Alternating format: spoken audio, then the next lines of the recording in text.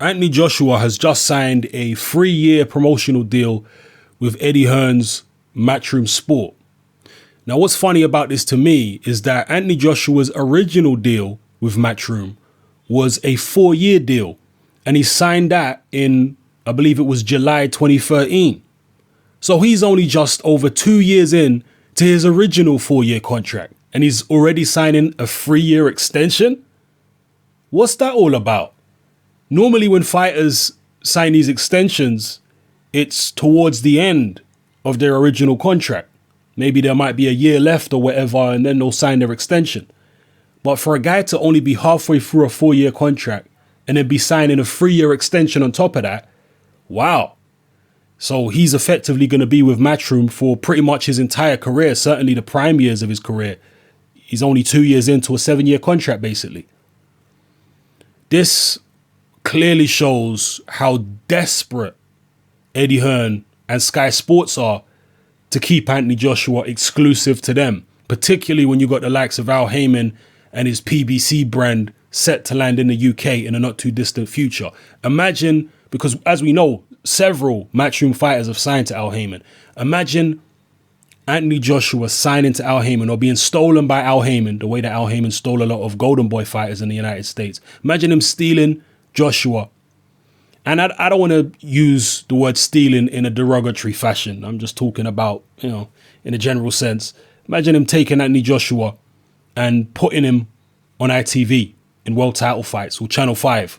Imagine him doing that. Imagine how devastating that would be to Sky Sports and to Eddie Hearn's Matchroom Boxing. Now, some people have said that Al Heyman arriving in the UK will be bad for other British promoters, and I've said it as well. Obviously, it's going to be bad for the major guys like Frank Warren and Eddie Hearn because they're tied in long term to television networks. With Frank Warren, he is part owner of Box Nation. I believe he is the main major shareholder. Correct me if I'm wrong.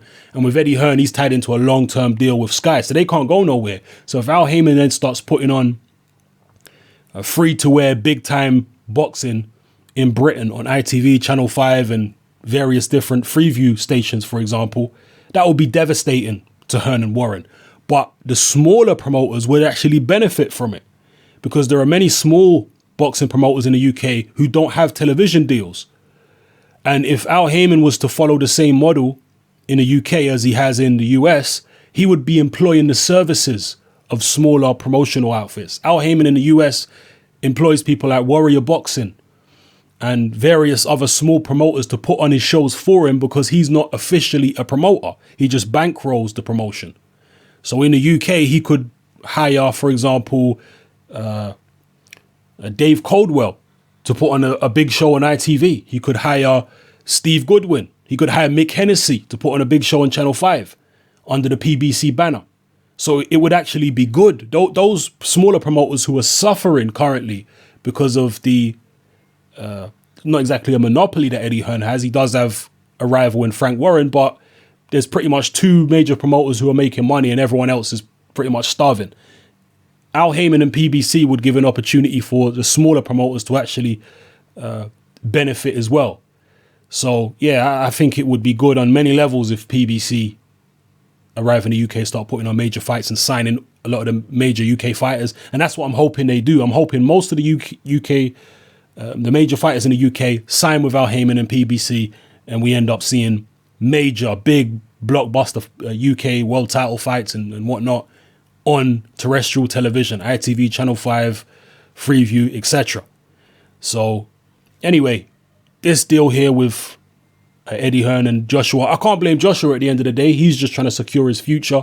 And I'm sure Matchroom and Sky have come together and offered Joshua an extremely lucrative package. And what this means is that we're not going to see Joshua on terrestrial television ever. All right, maybe at the very end of his career we might.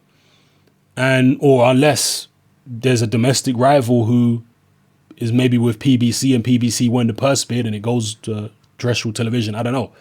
But apart from that happening, Joshua's going to be on Sky for the rest of his career. And as long as he's relevant, as long as he's still a cash cow, he's going to be on pay-per-view.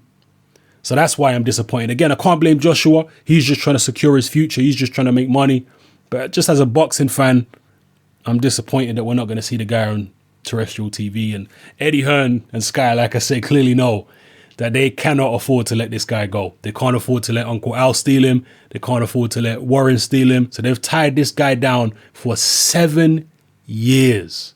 Think about that.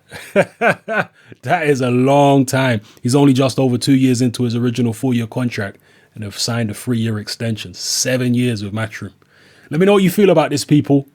If you've got any other information about it, please drop it in the comment section below, links and whatnot. It's your boy Hatman, I'm out.